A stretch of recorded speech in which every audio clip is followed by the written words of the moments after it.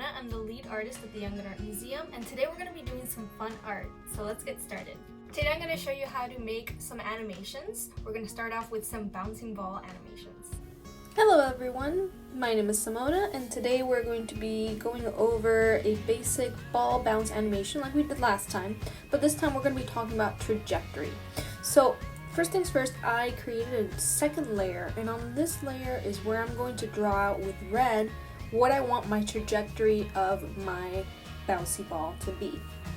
In the previous video we just did a bouncing ball straight up and down, but this time it has a little more movement. It's going to be moving across the screen. So I'm going to go back to my first layer, and on this layer I'm going to work with black, and I'm going to use the ruler tool to create a perfect circle. Now this circle can, obviously it doesn't have to be a perfect circle, it could be any type of bouncing ball, but for this one it's going to be a basketball, so it's going to be a perfect circle the entire time through. The ruler tool is very simple to use. You simply place where you want the shape to be, either a straight line, a square, or a circle, and you just trace it, and then you just click on the ruler tool one more time to get rid of it. So next what I'm going to do is I'm going to grab this frame, I'm going to copy the entire frame. Now this copies both layers at the same time, and I'm going to use my loop tool to select the ball, which remember is on layer 1. If I do anything to this ball, it's not going to affect the trajectory that I've already created in the other layer. So I use my loop tool and I move my ball down. Now, as I went through on the other video, this ball could be super fast, it could be super slow. I'm gonna do a regular middle ground because it is a basketball, right? So the next frame, again, same thing. I'm grabbing the loop tool and I'm moving it down so that it continues on this trajectory going down. So I want to keep it nice and centered on that trajectory line that I've made on the second layer. So now we're going to get to the part of our animation where it's going to squish and stretch as we did for the previous one, but the only difference is when I animate this, there are certain parts of the ball's animation that would repeat. In the previous video, I was able to copy the entire frame and repeat that.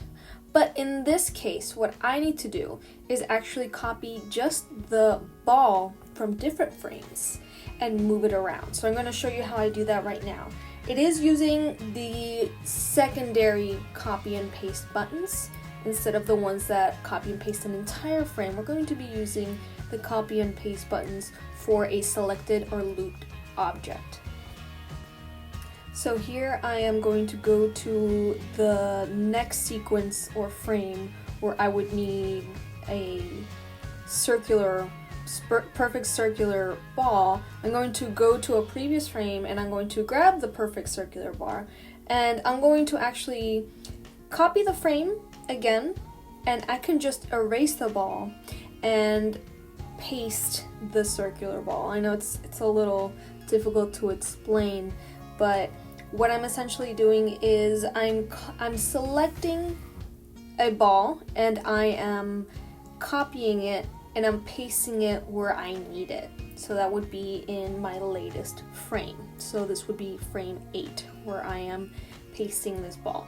And then from here on, I can continue going, copying and pasting a frame without having to really worry about where the ball is at the moment.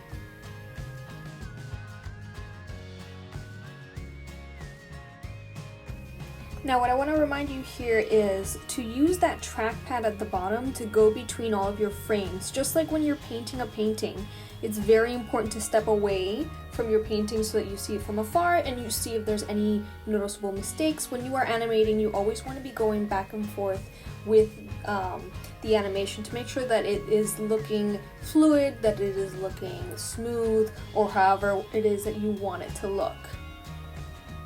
So here I'm coming again to a squish and stretch area, and again, since my bouncing ball is going at a trajectory, right, and it's has high bounce and then it has a lower bounce. So the squish and the stretch is going to be not so dramatic like I've done it before. Now, I can make it dramatic. It is a cartoon. It is extreme, and that is completely fine. It doesn't have to make sense, too much sense in physics, right?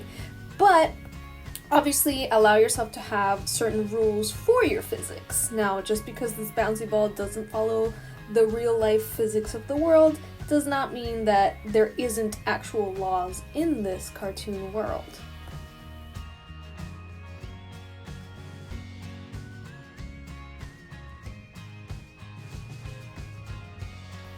So you may be asking yourself, well, that looks great, but you know, the red line's kind of distracting. What we're going to do is we're going to go to that layer and we're just going to slide to the left and delete it.